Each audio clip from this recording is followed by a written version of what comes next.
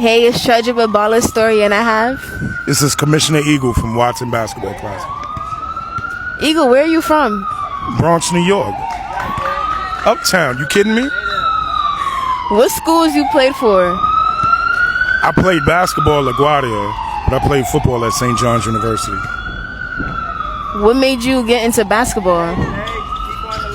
My school ain't have a football team, so I decided to play basketball. So being that you left football for basketball, how do you feel like your basketball career went I mean, as a player? as a high school player, you know, I was honorable mention All Manhattan, but you know, I was a 6 foot tall power forward. Like that wasn't going to make it at the next level. So, I mean, but in terms of like my high school career, it went pretty well. So when did you decide to like stop hooping and look at the game different, being a coach and a commissioner? Well, I started coaching like when I graduated college.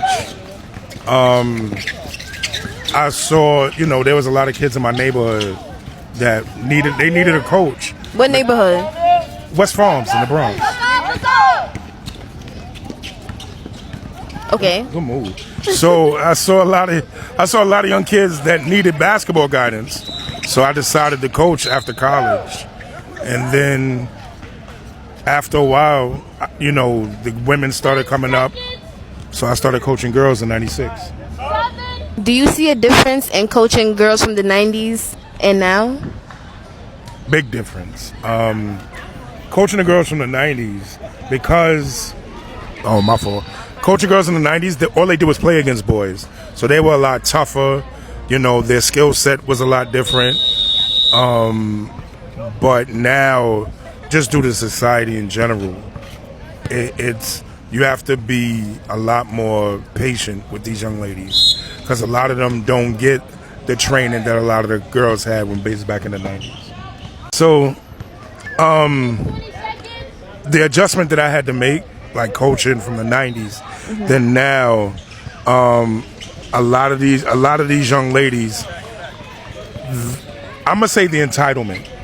Okay. Like a lot of these young ladies, and this is no slight towards the society or anything, but they don't. The work ethic is not as strong now as it was back then, because there's a lot more teams to play for.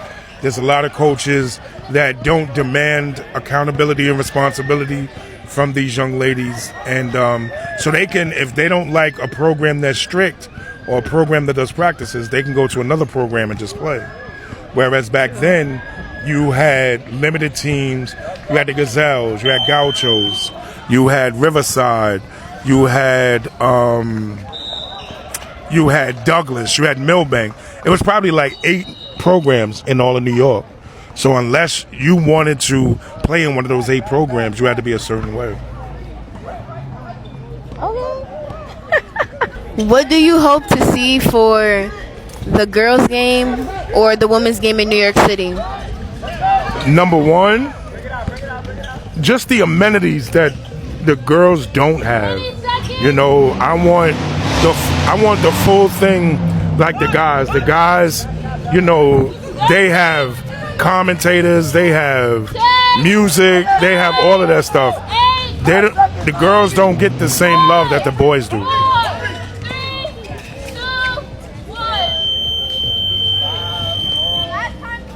That's what I'm here for. Now opportunities is coming for the girls, but I think it's more it's not for the players. A lot of tournaments, a lot of coaches, they're doing it to advance their name and their career instead of worrying about the girls. The girls from New York City. Yes. Yeah, that's true. I agree with you. So how do you think we could start changing that? If we could change some of the mindset of some of these younger coaches coming up, because they'll say it's all about the kids, but you're not training these kids. You're not teaching them the discipline that they need to need to have to be ball players. You know, you just want them. You only worry about them during the 32 minutes that they're on the floor, but you're not telling them how to take care of their bodies, how to prepare for a game the night before.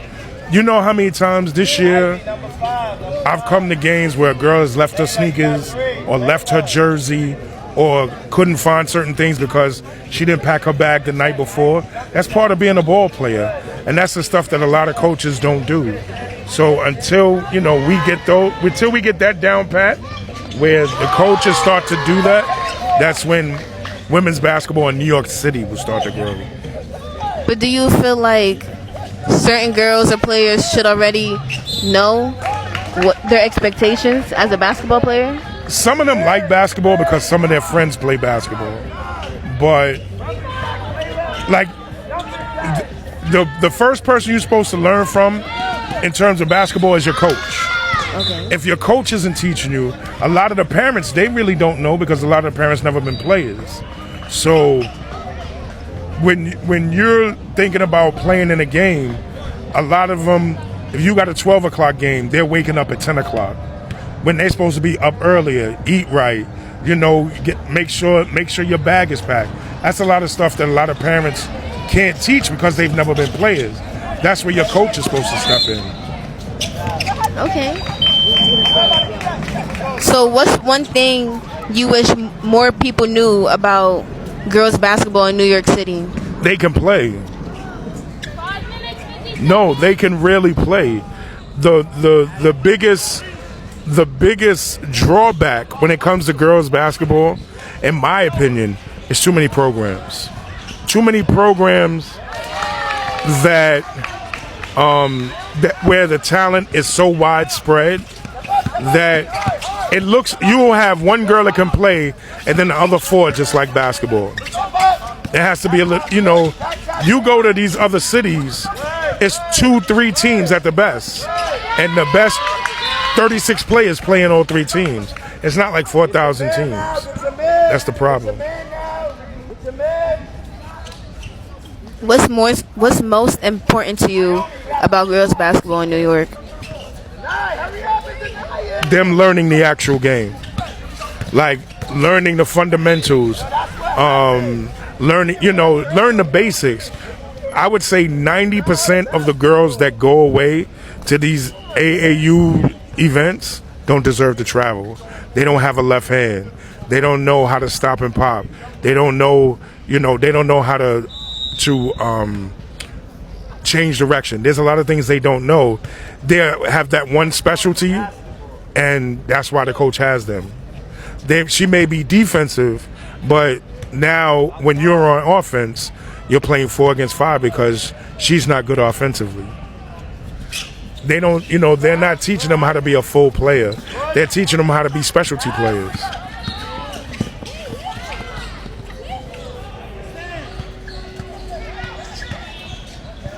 Thank you, Eagle.